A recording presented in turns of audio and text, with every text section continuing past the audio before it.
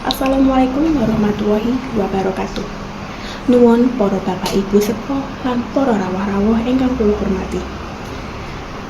Puji syukur dumateng Gusti Allah Subhanahu wa taala ingkang sampun maringi kita kesempatan makempal ing wonten mriki. Mekaten susunan acaranipun inggih punika setunggal pambuka. Kalih waosan ayat suci Al-Qur'an. 3 sambutan sekawan acara inti gangsal panutup. Adicara setunggal yaiku pambuka.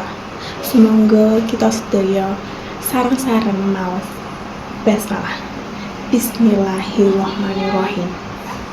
Adicara salajengipun inggih punika waosan ayat suci Al-Qur'an.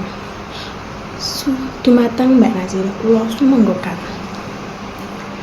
Adicara salajengipun inggih punika sambutan dumateng Bapak Kepala Desa lan Bapak Kepala Panitia kula sumanggaken.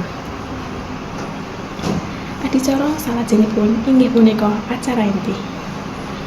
Para siswa badhe ngalajengake prosesi khataman. Adicara pungkasanipun inggih punika panutup. Saking waosan hamdalah acara dinten niki sampun paripurna. Alhamdulillahirabbil alamin. Kula nyuwun pangapunten ingkang gadhah pelepatan. Wassalamualaikum warahmatullahi wabarakatuh.